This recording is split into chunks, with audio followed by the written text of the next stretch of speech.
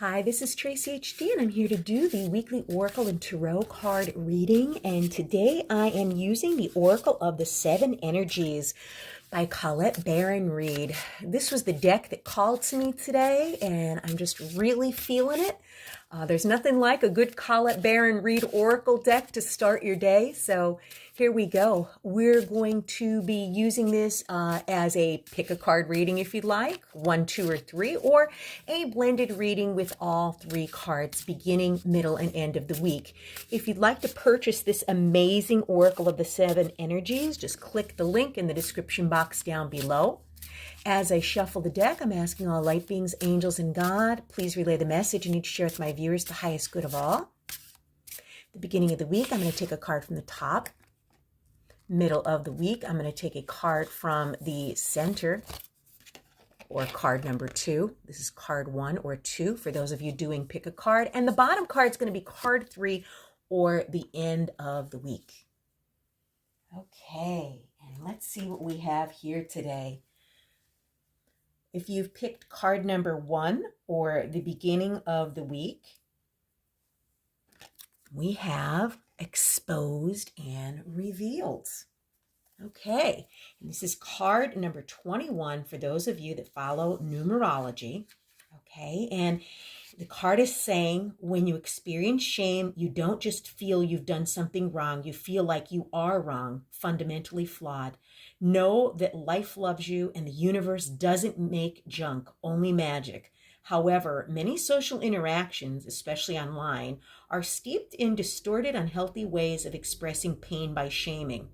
Here is the way out of this. See the shame as the heart-wrenching cry for help that it is. Consider whether you could have been triggered in the outer world by unresolved issues that matched all of your inner pain points. If someone is shaming you, perhaps you've triggered them. How miserable they must be to expend their energy on such toxicity. They're drinking poison, hoping you will get sick. You cannot love someone out of their shame. You can only show compassion for both them and yourself.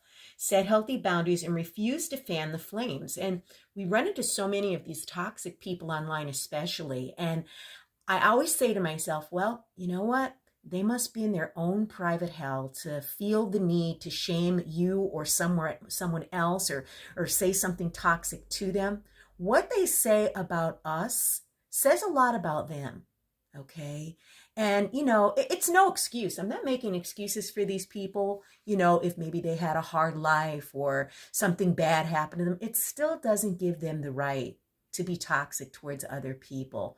So I always say when someone acts that way, I do not respond, but I say to myself, I'm glad I am not that person because, happy, content people don't go around mistreating people like that. So this person must be a very miserable individual. And we have them everywhere, not just online, in the workplace, in our families. And I just distance myself from them. Okay. I just say, it is what it is. It doesn't mean I accept it, but I distance myself from toxicity of all kinds. So you may be dealing with someone like this in the beginning of the week. So my advice to you is to just keep silent. Let them talk, because when people run their mouth like that, they reveal who they are. And other people see how bad they make themselves look too. So don't take it personally. And then card number 2, or the middle of the week, is actually card number 4 in this deck. And this is Great and Full. And it shows this beautiful, beautiful cup here. And it's full. And we have the little glimmers of stars around it. How pretty. And the card is telling us, before you could begin to understand the process of manifesting your desires, you need to practice deep gratitude and the willingness to share that with others. This is the true nature of prosperity. It's not about the things you accumulate at all. It's about how you feel. You're invited to surrender to an important truth. There is always enough for you. There is enough time to do the things you need and desire to do, enough opportunities to express your talents and connect to your purpose, and enough magic circulating through the invisible world into the visible. Begin your day immersed in gratitude for everything you have and everything you can't yet see, the unmanifest, which begins with every breath you take. And this is a beautiful way to begin your day. As soon as I awake, I take a picture of something beautiful to post on my Facebook. And I know I've mentioned this before, but if you focus on the beauty that surrounds you, okay, and you're grateful for what you have, more things will show up in your life to be grateful for. And, your thoughts and what you're focusing on create your reality. So if you're focusing on positive things and beautiful things, that's going to create your reality. But if you're going to focus on the toxic things, negative things, things that aren't going wrong, who did what to you, it's only going to drag you down.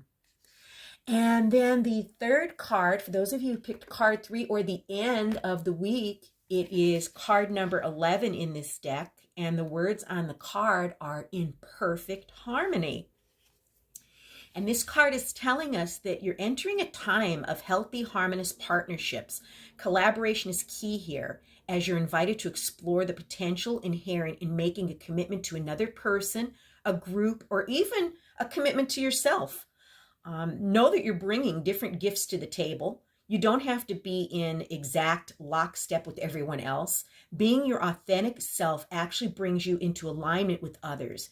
You are a note and a harmony that neither overpowers nor is overpowered by any other. Your beautiful independence allows you all to shine. Just keep an eye out for a sign that your subconscious, which has been conditioned by your previous hurts and experiences, is working in a way not in accord with what your healthy self intends. For example, you may desire a relationship, but expect to be betrayed. So you unconsciously sabotage it. And we've all been there. When we start doubting ourselves, it becomes a self-fulfilling prophecy. If you believe you're not good enough for this or that, then, you won't be. If you don't think you could win at something, then you won't. You got to believe. You got to believe. So for example, if you say you want to lose weight, but continue to eat compulsively and avoid exercise, you're working against yourself. In these moments, you are not attuned with yourself, and this disharmony spills out into all other parts of your life. If this is happening, you might want to take a hard look at yourself, do a self-inventory, forgive yourself, and then start singing a new song of self-love and acceptance. Because, if we don't love ourselves, and I don't mean in a narcissistic way, I mean in a way that we respect ourselves and we care about ourselves. If you don't have love within yourself for yourself, you cannot offer that to others. You can't give what you don't have or possess within, your own being. So, we all stray off our path. Some of us start a diet and, something happens where we eat something we don't, or shouldn't have eaten, but, and then we figure out, I already ruined the diet. I might as well have a bowl of ice cream now. But guess what? You can always get back on track. Or if you like to shop and you're saying, okay, just one more pair of shoes or one more sweater, you know what? If you fall off the wagon and you buy something on Amazon, it's not the end of the world. You could always get back on track. Okay. And all it takes is taking a good hard look at yourself and being honest, about what you need to heal and what you need to change. I mean, you could do it. And this is telling you it's a very fortunate time for you to do just that. What a beautiful, beautiful week. So don't pay attention to the toxicity. Okay. Better days are coming here, and go gentle on yourself. Go gentle on yourself, because we're all, a project in the making. Is that how they say it? We're all becoming better versions of ourselves. Let me put it that way. And none of us are without fault or guilt for what we didn't do or what we shouldn't have done. It is what it is. So have a beautiful and blessed week. If you've enjoyed this reading, please hit that like button to help this channel get more exposure. And above all, subscribe, because I will be back with more.